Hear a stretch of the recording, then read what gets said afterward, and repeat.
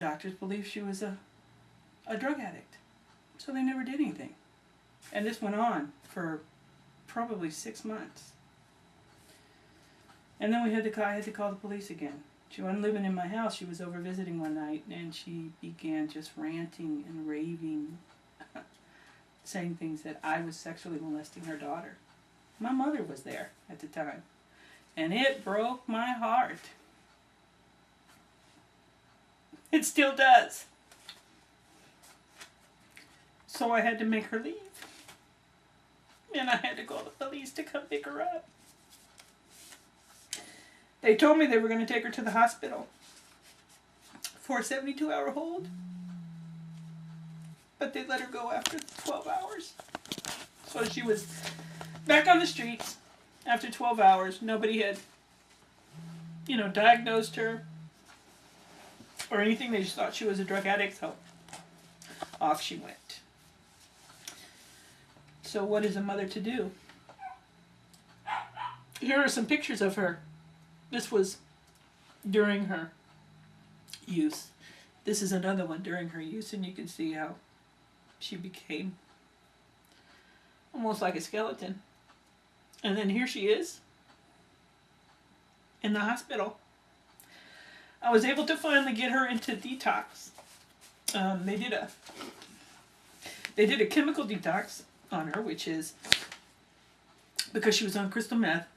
What that entails is that the person is sedated for the entire time of the withdrawals. And the withdrawals last about 10 days. So for 10 days, she was pretty much kept on a downside where she was sleeping a lot, because really and truly she would not have been able to deal with the withdrawals from the crystal meth. Excuse me. After that, right after she got out of the hospital, I was able to put her into a recovery home for mentally ill addicts. And that was an 8-week program. And when she came out, she was completely different. She was not my happy daughter anymore. She was now this other person. She was truly mentally ill. And I apologize. When she was released from the home, she went back to stay with her boyfriend again. And he was the one giving her the drugs. She promised me she would not do it again, but that didn't happen.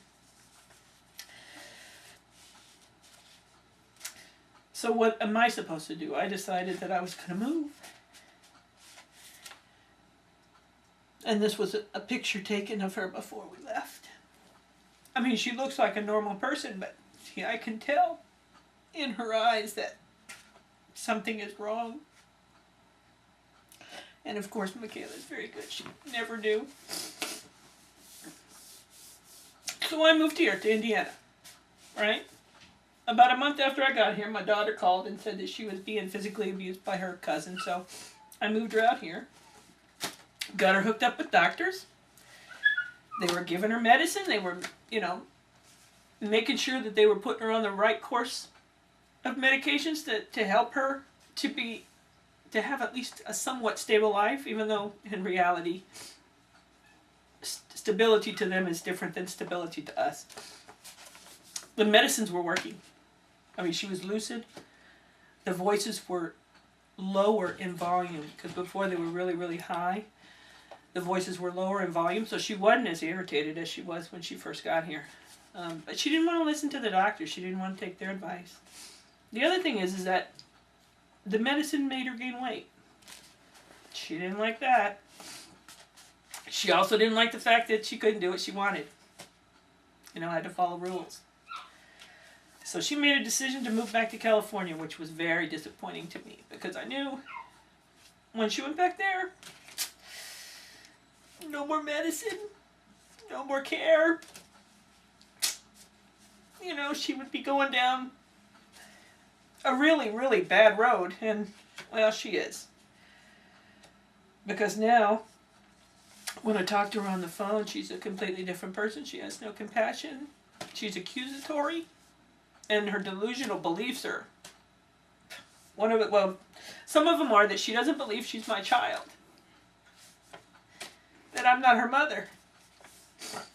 She also has told me that I'm going to kill her daughter. Kill my granddaughter. And that I'm also molesting my granddaughter. Which is, if stuff is in her head. And because she's not taking any medication, she's not getting any better. Or she can't stay lucid, you know, and understand and realize that this is a delusional mind frame instead of an actual one. So as you can tell, or from your listening, you can hear that schizophrenia is a horrible brain disorder. Doctors don't know how it affects people or why it affects people. But they are working on better drugs. But that doesn't mean today that the drugs are any better than they were before. Hopefully in the future the drugs will be much better where they don't affect the person's body so much. Because they do. They affect the body. They affect the cholesterol, the heart, the weight. I mean, it's just stuff that young people shouldn't be dealing with until, you know, you're 60, 70 years old. And it is a very heartbreaking disorder for a family. Me, myself, a lot of times feel hopeless. Every day. Because I can't help her. She won't let me help her in the way that I think that I need to help her. And the hardest part is, who do you take care of? I have her daughter. Or her. It's something that I struggle with every single day of my life. And of course, as you can see, it affects the family greatly. I mean, it probably affects me more because I have to deal with her more on a daily basis. Her daughter doesn't really, it doesn't affect her daughter as much. She just wonders why her mommy's not here. And I know that it affects Melissa. I know that she's tired of having schizophrenia. She wants to be normal. But of course we know that's not going to happen. While I was doing my research, I found a poem written by a young lady who has schizophrenia. She's doing much better now, but she was able to write a poem. I heard it. I was actually listening to a program on ABC Radio National. The program was called Fragmented Minds. And the poem is written by Angela. I don't know her last name, but her name is Angela. The poem goes, silence, blissful silence of the mind, the few seconds upon awakening, where I forget, where I am at peace, all night tormented by horrendous nightmares, all day living one. My brain was once my best friend, so witty, so clever, so bright. Now my brain lies to me, and like a fool, I believe what it tells me is real. No one can be trusted. Everyone hates me. Everyone is conspiring against me. The illness becomes like a jealous lover. It separates me from my family and friends. It doesn't allow me to work. There's just me and it in its twisted world. No escape for those few seconds in the morning upon awakening. Thank you.